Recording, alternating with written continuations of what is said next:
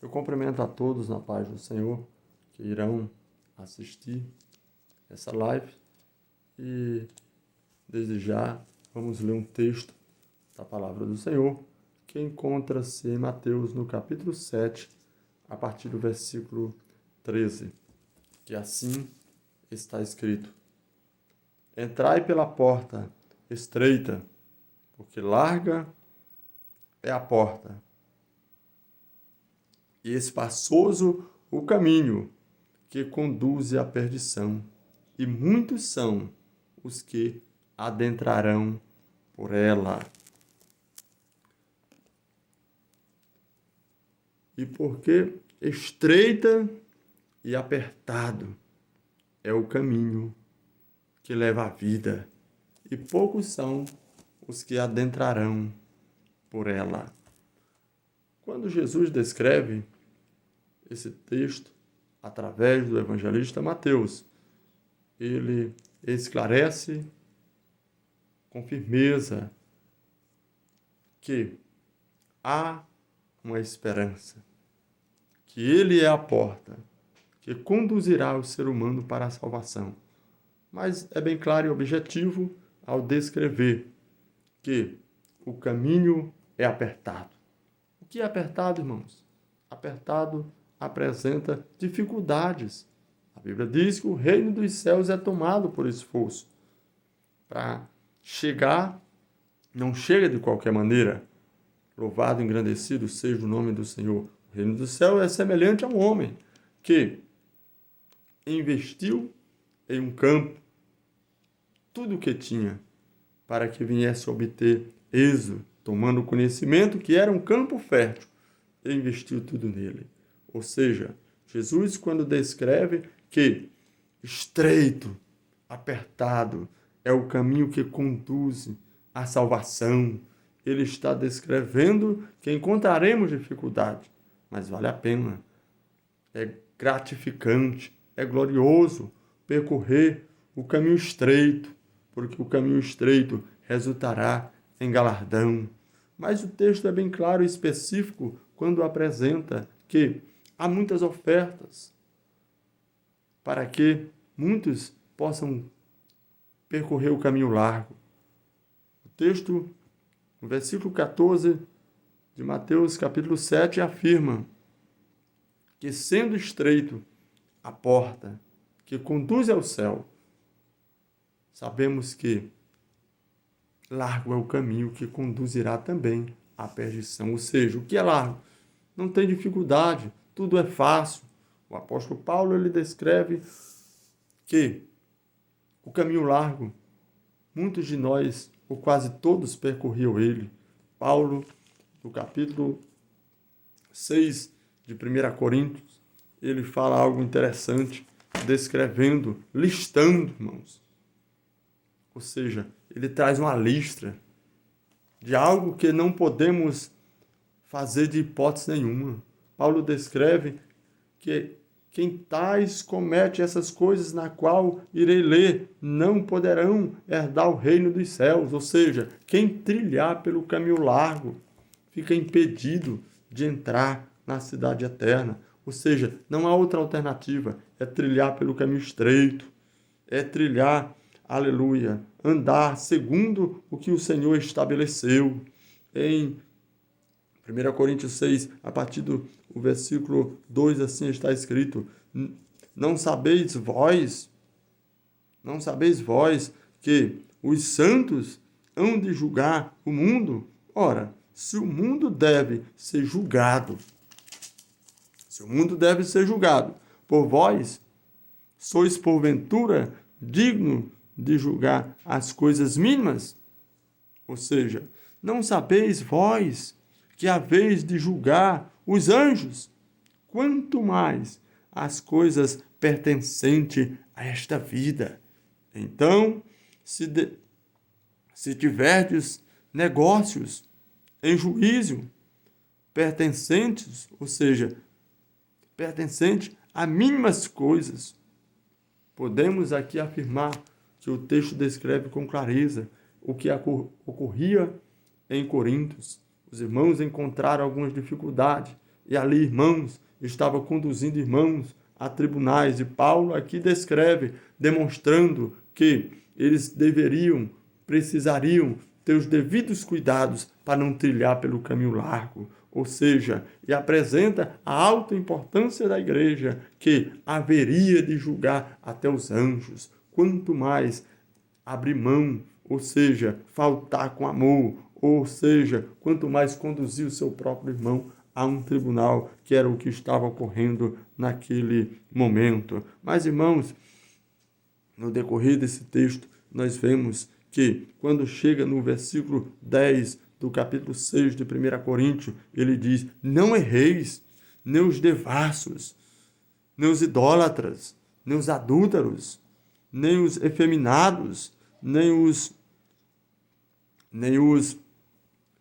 sodomitas, nem os ladrões, nem os alvarentes, nem os bêbados, nem os maldizentes, nem os roubadores herdarão o reino de Deus. Ou seja, o negócio é sério. Quando olhamos para a palavra do Senhor, o Senhor nos adverte através do homem de Deus, porque quase todos, ou muitos outroramente, percorria o caminho largo, na qual muitas das coisas na qual tenho lido era o que fazíamos, era o que estavam envolvidos no passado. Por isso, quando olhamos o próprio apóstolo Paulo dizendo em Romanos, todos pecaram e destituídos estavam da glória de Deus. As coisas que fazíamos outrora, que fazia parte do caminho largo, ficou para trás. Não devemos, de hipótese nenhuma, olharmos e nem apreciar, porque precioso para o cristão não é o caminho largo. Precioso para mim e para você, meu irmão, meu amigo, é trilhar pelo caminho estreito, porque o próprio Jesus, ele afirma que quem quiser o seguir, negue-se a si mesmo, tome a sua cruz, aleluia, precisa renunciar, precisa abrir mão de muitas coisas que gostamos até, para que possamos estar trilhando no caminho estreito. Louvado seja o nome do Senhor. As promessas são para nós, mas para obtermos, para chegarmos no objetivo, ou seja, usufruirmos das promessas, precisamos também renunciarmos, precisamos também obedecermos, e para obedecermos é necessário tomarmos conhecimento do que, ou seja, tomarmos conhecimento das ordenanças sagradas, daquilo que foi estabelecido por Deus para mim e para você, cumprirmos, louvado seja o nome do Senhor. E quando tomamos conhecimento da palavra do Senhor, na qual nos orienta, para que não venhamos ser praticante do que abominável ao Senhor, para que venhamos abrir mão, venhamos renunciar,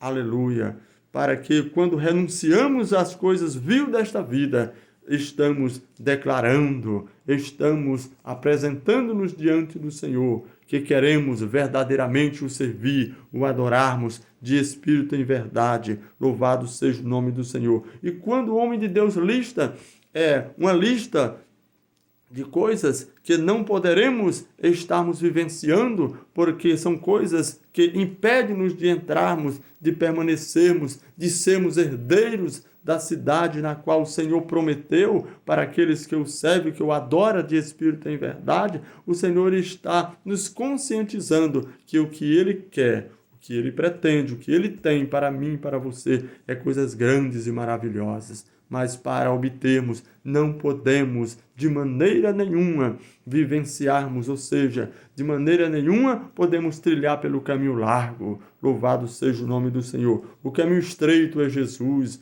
Louvado seja o nome do Senhor. Ele é o acesso para o céu. Ele é o acesso para a salvação. Você, meu amigo, que está a nos ouvir nessa oportunidade, lembre-se que o próprio Jesus está a afirmar para você nesta oportunidade que você precisa abrir mão das coisas vil desta vida, precisa confessar, precisa se dedicar a Jesus. A Bíblia diz que aquele que crê no seu coração e com a sua boca confessa a Jesus, louvado seja o nome do Senhor. O Senhor o contempla, o Senhor o recebe, o Senhor o perdoa, o Senhor o tem para si e o Senhor o convida nesta oportunidade, dizendo: vinde a mim, todos vós que estáis cansado e sobrecarregado, e eu vos aliviarei. Ao ouvir esta palavra, meu amigo, lembre-se que você é importante para Deus, mas que o Senhor espera que você se posicione, que nós se posicionamos,